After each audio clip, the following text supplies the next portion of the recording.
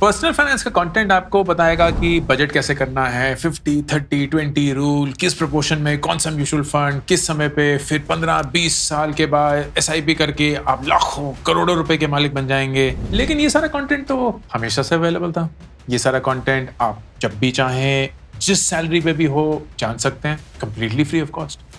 तब भी इतने सारे लोग अपने पैसे के मालिक क्यों नहीं बन पाते? इस वीडियो में उन मेंटल फ्रेमवर्क्स के बारे में बात करेंगे जो कि इन कॉन्सेप्ट से शायद ज्यादा जरूरी है, क्योंकि कॉन्सेप्ट तो कोई भी सीख सकता है, लेकिन पैसे की तरफ सही फितरत अपना पाना बहुत कम लोग।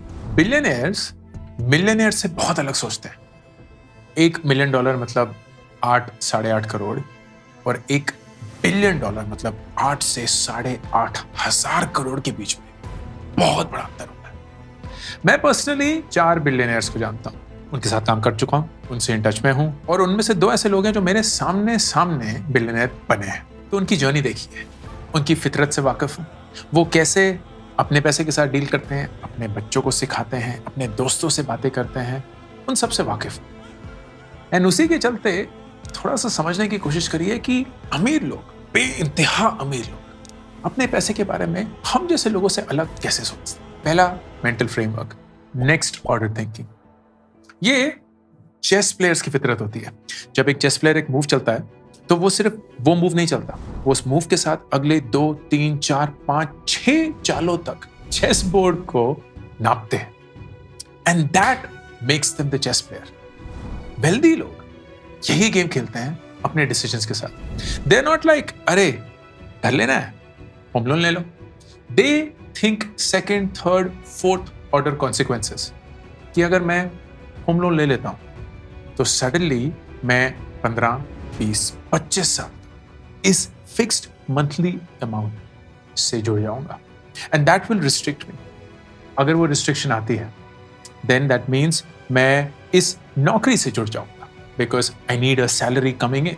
अगर मैं इस नौकरी से जुड़ गया, इसका मतलब अगर मैं कभी भी कोई रिस्क लेना चाहूं, नौकरी छोड़ के अपना कोई बिजनेस करना चाहूं या किसी साइड गिग में फोकस करना चाहूं, I will always be sucked back into this job, क्योंकि ये होम लोन है। दैट मीन्स कि मैं हमेशा अपनी सैलरी, और सैलरी कितनी हाई जा सकती है, उससे जुड़ा रहूंगा। एक साधारण सा होम लोन का डिसीजन जो शायद आप अपनी करंट सैलरी में आराम से 24, 10 जो भी कोई रूल लगाना है उससे अफोर्ड कर सकते हैं, लेकिन the second, third, fourth, fifth order consequence tells you कि शायद आप इस होम लोन को लेकर अपने रिस्क लेने की क्षमता को हमेशा के लिए या कम से कम 10-15 सालों तक रोक देंगे, दबा देंगे, उसका गला घोट देंगे। Second mental model, asymmetric risk reward model. यह हमें समझाया गया है पर्सनल फाइनेंस में कि ज्यादा रिटर्न के लिए ज्यादा रिस्क लेना पड़ता है। अगर आप कम रिस्क लेते हैं, ऑन एन एवरेज आपका रिटर्न कम रहता है। श्योर, वी गेट इट, लेकिन हर एक डिसीजन का ना एक रिस्क रिवॉर्ड कर्व होता है। इसका मतलब जैसे जैसे आप अपना रिटर्न आगे बढ़ाएंगे, जरूरी नहीं है उसी मात्रा में आपको रिस्क लेना हो। एक पॉइंट ऐसा आता है जहां जितना आप रिस्क ले रहे हैं उससे कई ज्यादा आपका रिटर्न हो सकता है, but you have to go to that point to understand. And अमीर लोग उस पॉइंट को जानते हैं या उसकी तलाश में निकल जाते हैं। Let's take an example. फर्ज करिए कि आप एक कॉर्पोरेट जॉब में हैं, आपकी सैलरी आ रही है, हर महीने आ रही है, आप अपने काम में भी रिस्क लेते हैं, maybe a new role, maybe आप अपना फंक्शन चेंज कर देते हैं, सेल्स से मार्केटिंग या मार्केटिंग से फाइनेंस या कुछ और, maybe you go to a new geography, maybe you go into a new business line of that business, whatever. लेकिन वो रिस्क और रिवॉर्ड ऑलमोस्ट एक स्ट्रेट लाइन है कि आप जितना रिस्क लेंगे उसी के साथ आपकी बढ़ोतरी होती रहेगी, आपको एक इंक्रीमेंट मिलेगी, आपको एक बोनस मिलेगा, एक्सेट्रा। लेकिन अगर आप अपने जॉब के साथ एक साइड गिग करते हैं, या शायद आप अपनी जॉब छोड़कर, क्योंकि आपके पास वो फाइनेंशियल इंडिपेंडेंस है, आप अपना एक धंधा चलाते हैं, रिस्क बहुत बढ़ गया, लेकिन अगर वो रिस्क पे ऑफ हो जाए तो reward will be far far far greater than what you will ever make in your salary earning as a corporate employ. तो इस एसिमेट्रिक रिस्क रिवॉर्ड कर्व या मॉडल को समझ पाना is what wealthy people get to. और जब मैं ये बोल रहा हूँ ना, it is very important to recognize कि उन 4 बिलियनर्स में से जो 2 थे ना जो मेरे सामने बने, the way that they used to think is not like यार माँ बाप के पास बहुत पैसे हैं, इस पैसे के साथ तो मैं कुछ भी कर सकता हूँ. They came from very, very humble backgrounds. But what they kept telling themselves was, माँ पापा ने मेहनत करके हमें इस मकाम पे पैदा किया है, पहुंचा दिया है, जहां हम भूखे नंगे तो नहीं मरने वाले. तो हमने पढ़ाई करी है, अच्छे से मेहनत करी है. सो नाउ वी नो कि सर्वाइवल का कोई सवाल नहीं है. सर्वाइवल में कोई 2 राहें नहीं है. हम अपने खाने का, अपने कपड़े का, शायद सर पे छत का ख्याल रख सकते हैं. सो even if we fail, we know we're never going to die of hunger or poverty. अलग गेम खेलते हैं. ये देखते हैं कि कितना ऊंचा जा सकते हैं. ये देखते हैं कि कितना रिस्क ले सकते हैं. ये देखते हैं कि इस कसिनो की गेम में, जिसको हम जिंदगी बोलते हैं, अगर हमारे लॉसेस एक मैक्स अमाउंट पे जाके रुक जाएंगे कि हमारी किस्मत, माँ बाप की दुआएं, उनकी मेहनत, हमारा परिश्रम हमें एक ऐसे मकाम पे ला चुका है जहां हमें अगले दिन क्या खाना है, क्या कपड़े पहनने हैं, वो कभी नहीं सोचना पड़ेगा. तो फिर दूसरी दिशा में क्यों नहीं जाते? क्यों वो हमसे गाड़ी ना छिन जाए, हमारा फोन ना छिन जाए, हमारा ओहदा ना छिन जाए, हमारे समाज में जो इज्जत है वो ना छिन जाए, उसके बजाय ऑप्टिमाइज करने के हम इसकी तरफ चलें कि कितना बड़ा हम मकाम हासिल कर सकते हैं, कितनी ऊंची हम उस चट्टान को चढ़ सकते हैं. That is asymmetric risk reward framework. तीसरा बहुत deep powerful mental model, it's called anti fragility. Fragile चीजें क्या होती हैं? टूटेंगी, बिखर जाएंगी. एंटी फ्रेजाइल चीजें क्या होती हैं? कि टूट के वो और मजबूत हो जाती है. उनमें एक ऐसी क्षमता होती है कि जब उनको एक बाधा, एक ऑब्स्टिकल, एक हार रोकने की कोशिश करें, दे सडनली बिकम स्ट्रॉन्गर. बहुत पावरफुल कॉन्सेप्ट है. It's a book called anti fragile by Nassim Taleb. बहुत बढ़िया बुक है. थोड़ी सी डीप बुक है, बहुत हार्ड बुक है पढ़ने वाली. But I remember reading it almost 14 years back and नहीं 14 नहीं सॉरी 11 years बैक. 2014 में मैंने बुक पढ़ी थी. And was really really hard hitting, क्योंकि उस पॉइंट पे मैं एक बहुत मुश्किल समय से गुजार रहा था. As a founder we were struggling, we were going through a lot. And मैं हमेशा ये सोचता रहता यार इतनी मुश्किलें क्यों आती हैं, आसान क्यों नहीं है चीजें, आसान क्यों नहीं है चीजें, आसान क्यों नहीं है चीजें. And when I read that book I realized कि आसान जिंदगी ना आपको कभी भी मजबूत नहीं बनाएगी. मुश्किल जिंदगी भी हर एक इंसान को मजबूत नहीं बनाती.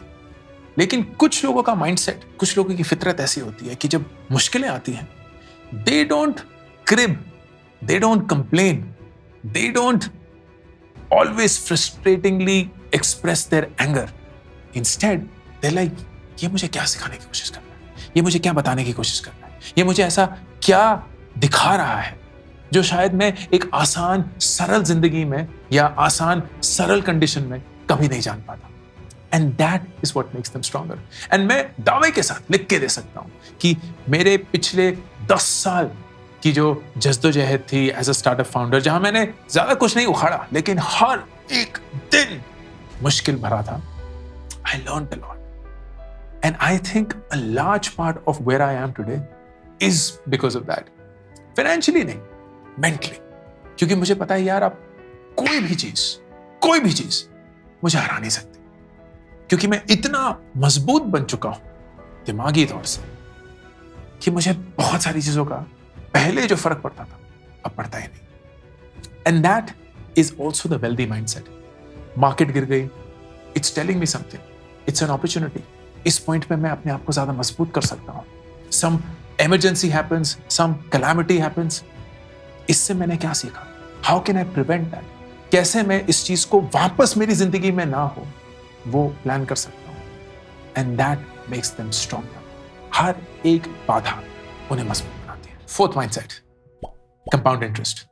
कंपाउंड इंटरेस्ट पैसे का नहीं, it's compound interest of learning. जब आपकी नॉलेज, आपकी स्किल्स, आपके करने की क्षमता एक्सपोनेंशियली बढ़ती है, क्योंकि आप उस चीज को बहुत देर तक करते हैं. It's a concept of boring.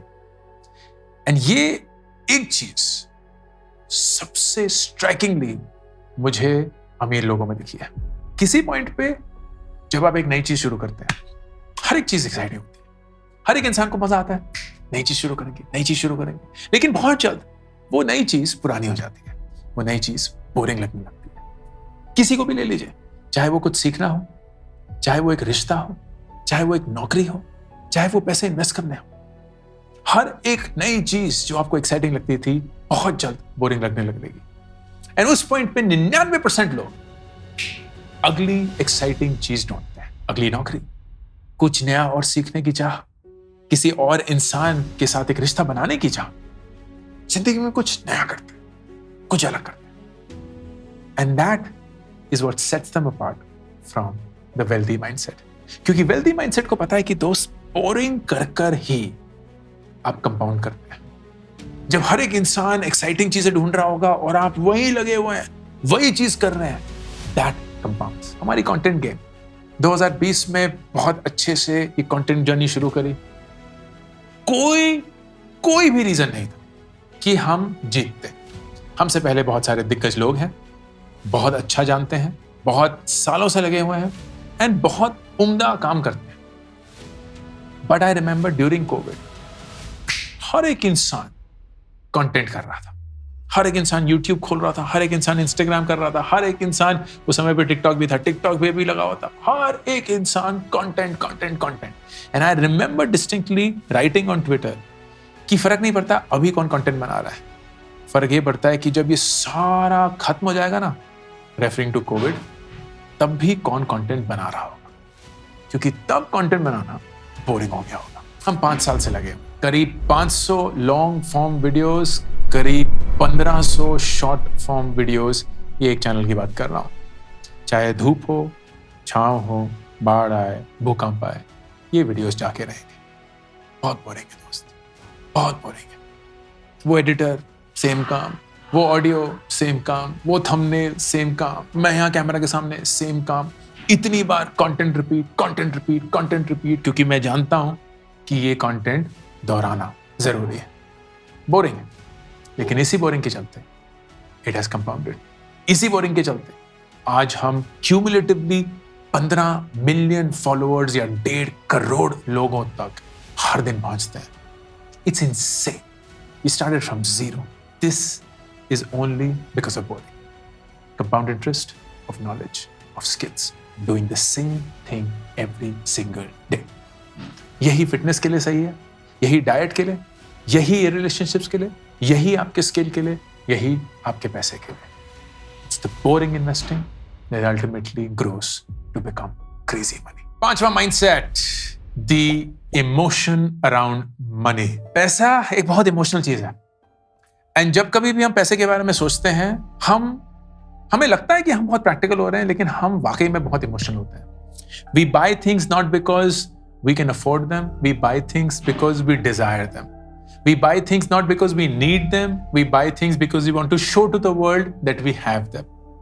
And ये हमेशा एक गरीबियत और अमीरियत के माइंडसेट को डिफरेंशिएट करता है। The wealthy mindset knows कि कौन सा खर्चा इमोशनल है, कौन सा खर्चा practical. For example, markets emotional होती हैं। टेस्ला की किसी गाड़ी का एक्सीडेंट हो गया, स्टॉक गिर गया। टेस्ला ने रोबो टैक्सी लॉन्च कर दी, स्टॉक बढ़ गया। पेटीएम को कोई सेबी का नोटिस आ गया, गिर गया। जोमेटो ने एक नया बिजनेस लॉन्च कर दिया, बढ़ गया। जैसे अपने जज्बातों पे कोई कंट्रोल ही नहीं है। But this is not how the wealthy mindset operates. उन्हें पता होता है कि यार एक लॉन्ग टर्म थिंकिंग है, जहां हाँ ये हर रोज उतार चढ़ाव आते रहेंगे, लेकिन when you zoom out and when you look at that graph is only upwards and you take that bet on that upward trajectory. वो ये नहीं बोलते यार गिर गया, बढ़ गया, बेचते हैं, खरीद लें। They are like हमें इन्वेस्टेड रहना है as long as we believe कि जिसमें हमने इन्वेस्ट किया है वो लॉन्ग टर्म स्ट्रेटेजिक इन्वेस्टमेंट है। It adds value and that's the same thing. फर्ज करिए आप एक कॉलेज स्टूडेंट हैं, आप एक कॉलेज में हैं, कुछ दिन बहुत अच्छे होंगे, कुछ दिन बहुत बेकार होंगे। किसी दिन हम क्लास में बैठे होंगे और सोच रहे होंगे मैं क्या ही पढ़ रहा हूँ, किसी दिन ऐसा लगेगा कि यार मजा आ गया। Do you take decisions based on those reactions? You ought not to. ये उतार चढ़ाव मैटर नहीं करता है। Over a 4-year period, you will be a completely different person than who you were when you entered that college. लेकिन अगर आप रोज सोच रहा हूँ यार कॉलेज छोड़ दूं, सोच रहा हूँ ड्रॉप आउट कर लूं, सोच रहा हूँ इसी कॉलेज में हर रोज रहूं, सोच रहा हूँ इंटर्नशिप्स ही ना करूं, सिर्फ क्लास में ही बैठा रहूं और सिर्फ करिकुलम कंप्लीट करूं। You will make terrible decisions. Zoom out, long term, what do you want? Do you have it? And if you have it, do you believe in it? And if you believe in it, stick with it. ये video शायद personal finance के बारे में रहा ही नहीं, लेकिन personal finance से शायद इस कदर जुड़ा हुआ है कि if you spend these 30 minutes reflecting on all the things that I've said, then maybe you'll do the best thing possible for yourself to make yourself not just wealthy, but extremely happy and in control while creating that wealth. This is Ankur Warikoo, signing off. Career को लेके मेरी चौथी किताब एक बहुत ही simple, बहुत ही relatable, बहुत ही practical जरिए से लिखी गई है।